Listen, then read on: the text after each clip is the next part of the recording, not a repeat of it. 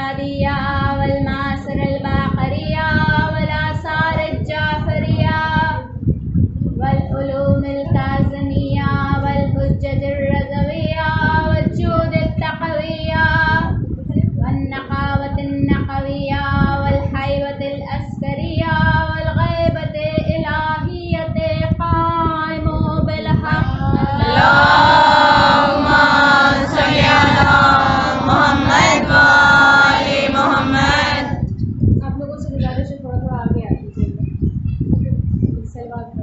اللهم صل على محمد وآل محمد.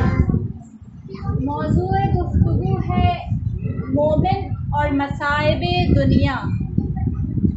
میں نے اپنی پچھلی مجلس میں بھی عرض کیا تھا کہ میں اپنی اگلی 1-2 مجلسوں میں یہی موضوع رکھوں.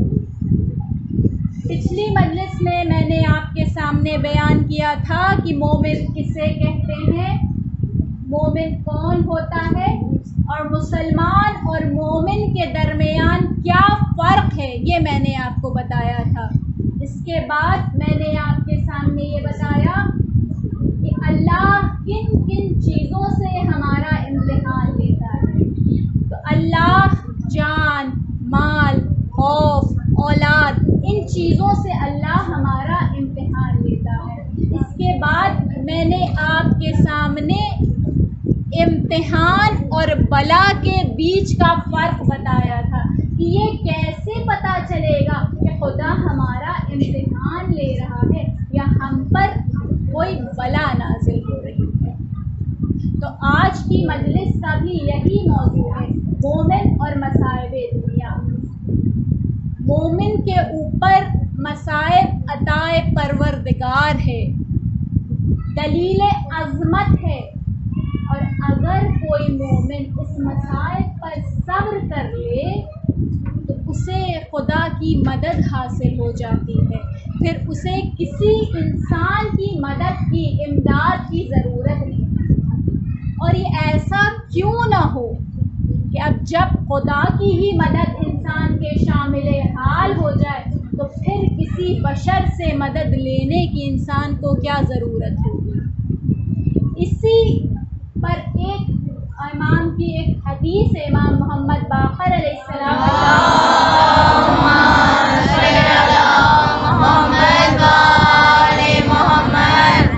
آپ فرماتے ہیں کہ مومن کے مصائب کی مقدار اس کے ایمان کی مقدار سے طے ہوتی ہے.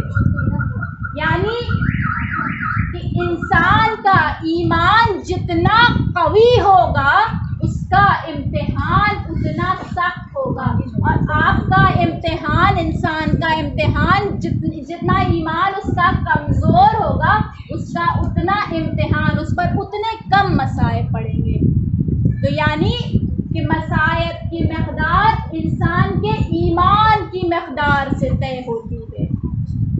تو اب اسی پر ایک واقعہ میں آپ کے سامنے بیان کرنا چاہتی ہوں. میں حضرت ایوب کا واقعہ آپ کے سامنے بیان کرنا چاہتی ہوں. حضرت ایوب حضرت ابراہیم کی اولاد میں سے تھے، اور حضرت یوسف کی پوتی ان کی بیوی تھی. اللہ نے حضرت ایوب کو ساری دنیا کی ساری نعمتیں عطا کی تھی، سب کچھ ان کے پاس تھا، پورا ملک شام ان کے قبضے میں تھا. گاؤ، گوسفن، شتر، اسب، باغات و زراعت، یہ سب چیزیں انتہا تھی. 500 جوڑیاں بیلوں کی تھی جن سے زراعت کرتے تھے، اور ہر 2 بیل پر ایک غلام معین تھا. 400 غلام شتر و اسب کے محافظ و نگہبان تھے، اور ان کے ہر غلام کے ساتھ ان کے اپنے زن و فرزند بھی تھے، یعنی کہ غلام کے زن و فرزند بھی ساتھ رہتے تھے. اور اللہ نے حضرت ایوب کو اولاد کی دولت سے بھی نوازا تھا. 7 بیٹیاں تھیں اور 12 بیٹے تھے. حضرت ایوب ہر وقت شکر خدا بجا لانے میں مصروف رہا کرتے تھے، شب و روز عبادت میں بسر کرتے تھے. لیکن ابلیس حضرت ایوب کے جاہ و جلال کا حاسد ہو گیا. کہنے لگا کہ خدایا چونکہ تو نے ایوب کو اس قدر نعمتیں عطا کی ہیں اسی وجہ کر وہ تیرا شکر کرتے ہیں. اگر ان سے یہ ساری نعمتیں لے لی جائیں تو وہ ہرگز تیرا شکر ادا نہیں کریں گے. آواز قدرت آئی کہ نہیں، میرا یہ بندہ ایسا نہیں ہے، میں اس کا امتحان لے کر تجھ پر عیاں کر دیتا ہوں. فوراً جبرائیل نازل ہوئے اور کہا کہ اے ایوب، حق تعالیٰ کو تمہارا امتحان منظور ہے، لہٰذا منتظر بلا رہنا. اور ایسا امتحان ہوگا کہ جس کی برداشت پہاڑوں میں بھی نہیں ہوتی. حضرت ایوب گھبرائے نہیں، جواب دیا کہ اگر اس امتحان کے ذریعے مجھے میرے معبود کا قرب حاصل ہوگا تو تم دیکھنا کہ میں ایسا صبر کروں گا کہ دنیا حیران رہ جائے گی. ایک روز حضرت ایوب مسجد میں نماز صبح کے بعد وعظ فرما رہے تھے. ایک شخص گوسفندوں کا چرواہا دوڑتا ہوا چلا آیا اور کہنے لگا، یا نبی اللہ، ابھی ایک ایسا سیلاب آیا کہ تمام دمبوں کو بہا کر لے گیا. یہ وہ کہہ رہا تھا کہ اتنے میں ایک سارباں آیا اور کہنے لگا، یا حضرت، ابھی ایک ایسی ہوائے گرم چلی کہ تمام اونٹوں کو اس نے ہلاک کر دیا. اتنے میں ایک باغباں آیا اور کہنے لگا کہ یا نبی اللہ، ابھی ایک ایسی بجلی گری کہ تمام باغات کو اس نے جلا کر خاکستر کر دیا. حضرت ایوب نے جب یہ سنا تو شکر کا سجدہ کیا.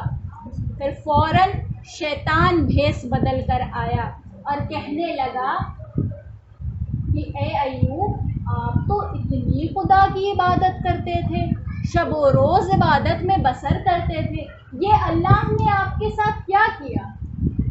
حضرت ایوب نے جواب دیا کہ اب ایوب کو مزید اپنے باغات اور دمبوں کی فکر نہیں ہوگی، میں بے نیاز ہو کر اپنے خدا کی عبادت کروں گا. اللہم صلی علی محمد و آل محمد. کچھ دیر کے بعد ایک شخص سر و سینہ پیٹتا ہوا، خاک اڑاتا ہوا آیا اور کہنے لگا کہ یا نبی اللہ، آپ کے 11 فرزند اپنے بڑے بھائی کے گھر میں بیٹھ کے دعوت کھا رہے تھے کہ اس گھر کی چھت گر گئی اور آپ کے سب فرزند دب کر مر گئے. پھر فوراً شیطان بھیس بدل کر آیا اور کہنے لگا، یا نبی اللہ، میں نے آپ کے بچوں کی آوازیں سنی، اتنی درد سے وہ چیخ رہے تھے، اتنا چلا رہے تھے کہ اگر پہاڑ نے آوازیں سن لی ہوتی تو پہاڑ پانی پانی ہو جاتا. حضرت ایوب نے جواب دیا کہ یہ سب کچھ خدا کا دیا تھا، اس نے دیا تو اس کا فضل تھا، اب اس نے واپس لے لیا تو یہ اس کا عدل ہے. اور اس کے بعد حضرت ایوب نے شکر کا سجدہ کیا. اس کے بعد شیطان کو، ابلیس کو چین نہیں آیا. ابلیس نے قدرت سے کہا کہ اب چونکہ یہ ساری مصیبتیں خود ان کے اپنے جسم پر نہیں پڑی ہیں، اسی وجہ کر وہ تیرا شکر ادا کر رہے ہیں، اس لیے تو مجھے ایوب کے جسم پر مسلط کر دے، پھر دیکھتے ہیں کہ ایوب کیسے تیرا شکر ادا کرتے ہیں. خدا نے کہا کہ جا، میں نے تجھے اجازت دے دی، لیکن سوائے 4 اعضاء کے تجھے پورے جسم پر اجازت ہے. اور وہ کون سے 4 اعضاء تھے؟ اللہ نے کہا کہ میں نے ایوب کے قلب پہ، ایوب کے دماغ پہ، ایوب کے کان پہ اور ایوب کے زبان پہ تجھے اجازت نہیں دی ہے. کیوں؟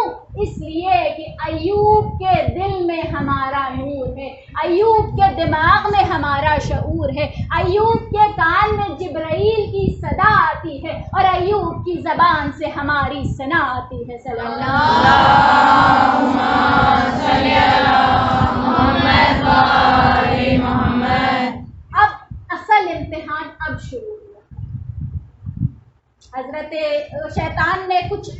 کیا کہ حضرت ایوب سر سے لے کر پاؤں تک زخموں سے چور چور ہو گئے. حد تو یہ ہو گئی کہ ان کے زخموں میں کیڑے پڑنے لگے. ادھر عرش پر فرشتے یہ کہتے تھے کہ اے بار الہ، اے پروردگار، یہ تیرا کیسا بندہ ہے کہ جیسے جیسے اس کی مصیبتیں بڑھ رہی ہیں، جیسے جیسے اس کی پریشانیاں بڑھ رہی ہیں، اس کی شکر گزاری بڑھتی جا رہی ہے، اس کا صبر بڑھتا جا رہا ہے. حضرت ایوب کے زخم پہ جو کیڑے پڑ گئے تو اس میں سے اگر کبھی کوئی کیڑا زمین پر گر جاتا تھا تو وہ اسے اٹھا کر واپس اپنے بدن پہ رکھتے تھے اور کہتے تھے کہ اے کیڑے، اللہ نے تیری روزی میرے بدن کو قرار دیا ہے. جب میں راضی ہوں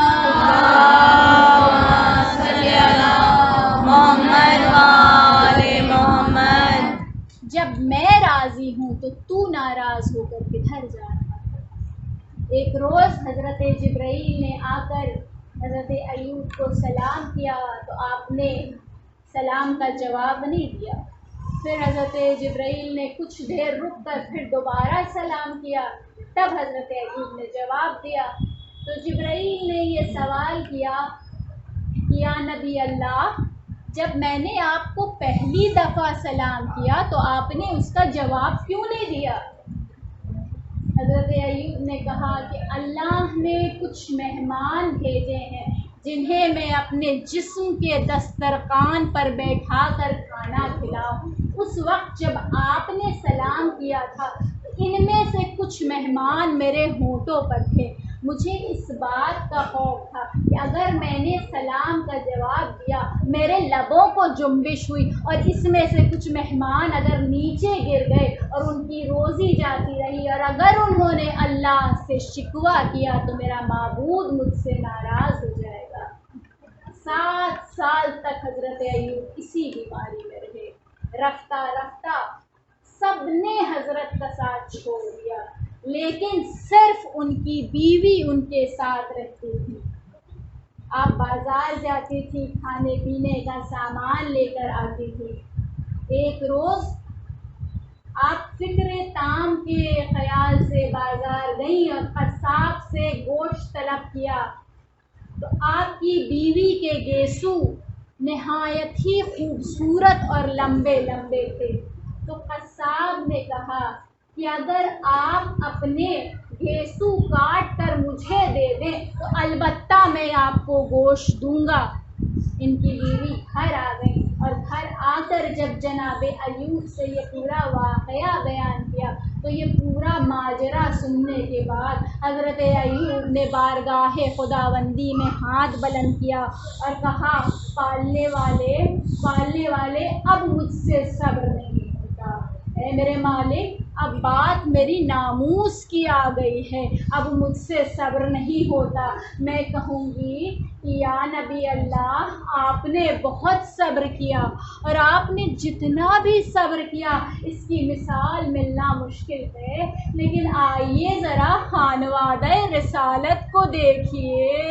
ارے بعد واقعات کربلا، ارے ایک جوان ہے جو اپنی پھپھیوں اور ماؤں کے ساتھ کشا پھرایا جا رہا ہے. ارے لوگ چھتوں پر سے پتھر برساتے ہیں. ارے بے پردہ ماؤں پھپھیوں کے ساتھ بازار میں پھرایا جا رہا ہے. ارے بیویوں عاشورہ کا دن نزدیک ہے. ارے جی بھر کے اپنے مولا کو رو لیجیے، ہمارا امام ہم سے رخصت ہونے والا ہے. عزادار بیویوں، ارے آج 7 محرم ہے. ارے وہ تاریخ ہے جب خیام حسینی میں پانی ختم ہو گیا تھا. ارے پانی تو 2 محرم کو بند ہو گیا تھا، لیکن آج وہ دن ہے کہ جب بچے پیاس سے تڑپ رہے تھے. ارے خیموں سے اللہ تارش ہائے پیاس.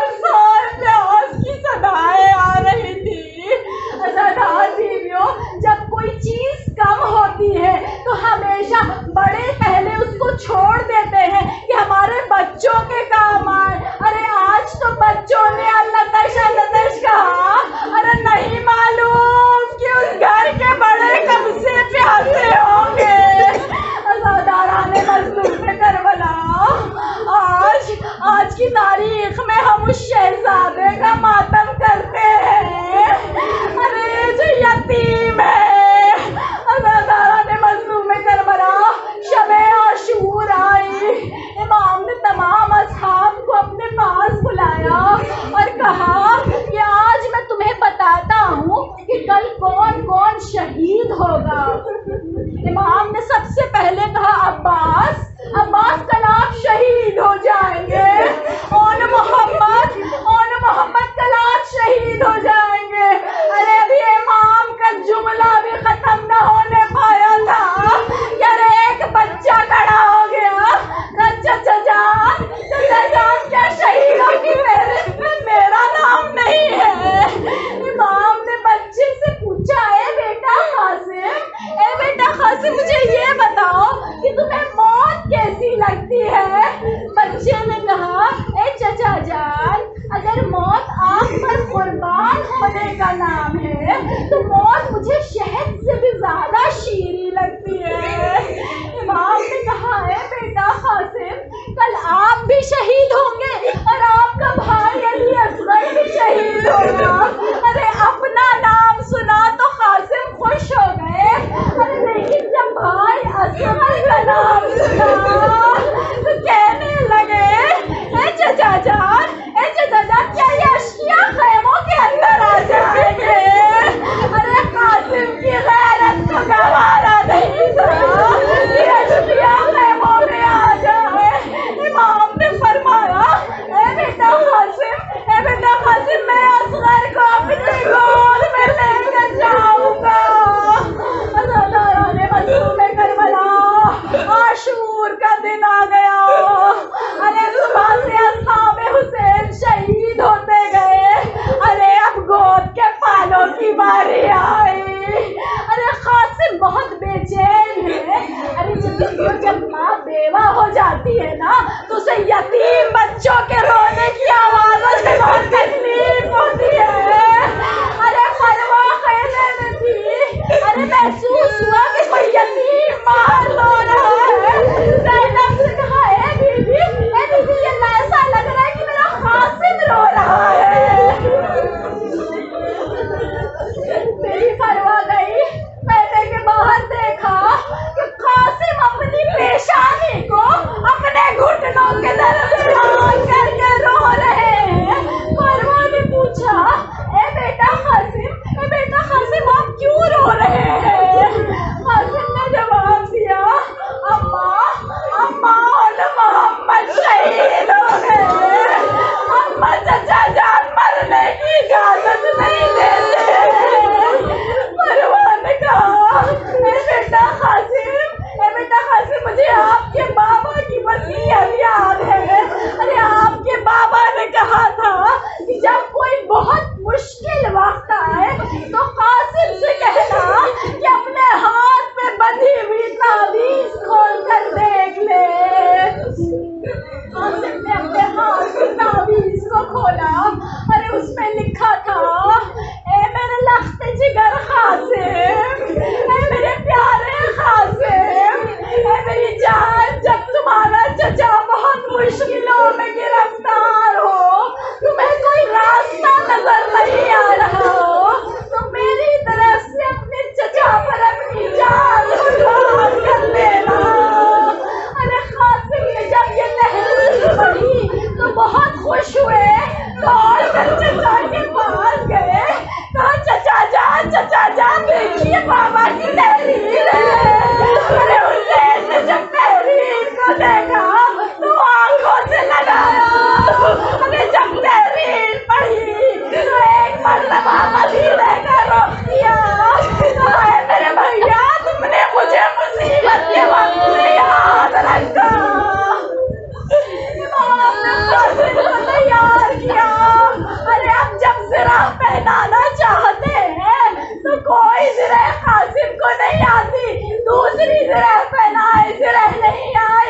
अरे तीसरी ज़रा पहनाया कासिम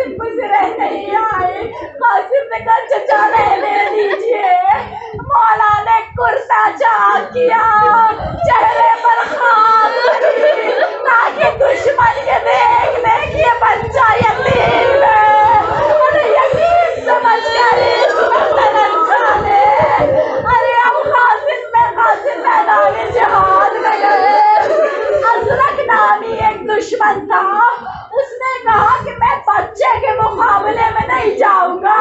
ارے میں اپنے بیٹے کو بھیجتا ہوں. ارے ایک بیٹا گیا, قاسم نے انہیں واصل جہنم کر دیا. ارے اسی طریقے سے حضرت کے چاروں بیٹوں کو قاسم نے واصل جہنم کیا.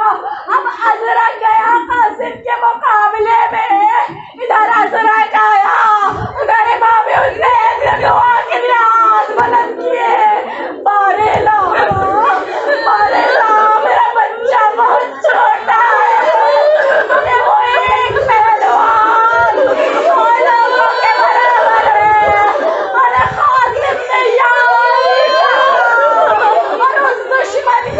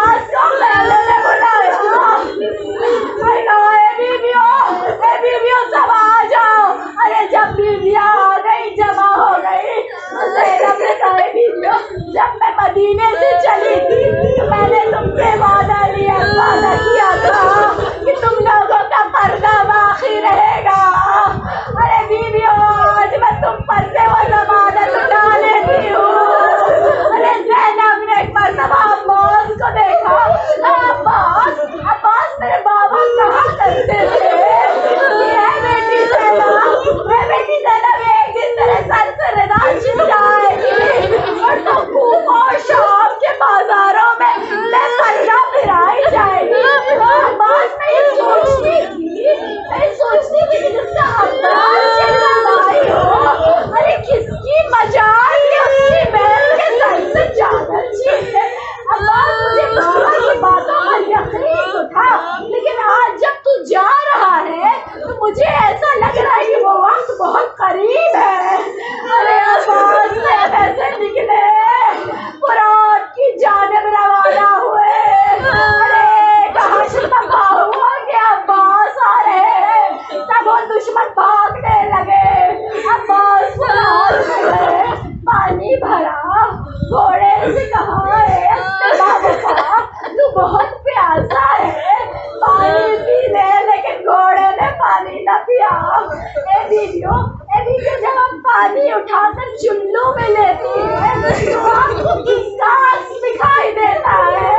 अरे अपना ही अक्स दिखाई देता है ना। लेकिन जब अब्बास ने चुल्लू में पानी लिया तो चेहरा सकीना नजर आया। अरे घर सकीना पहले के बाहर आ गई।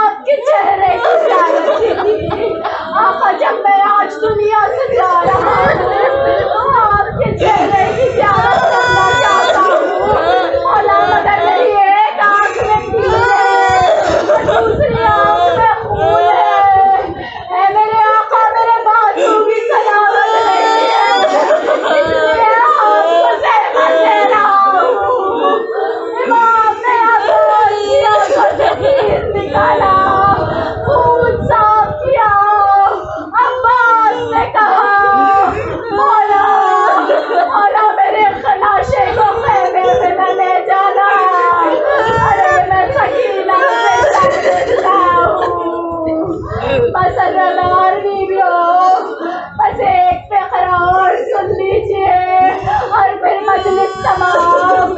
ارے بعد عصر عاشور جب شمر نے نیزے کی نوک سے عورتوں کے سروں سے چادریں چھینی تو ایک مرتبہ جب زینب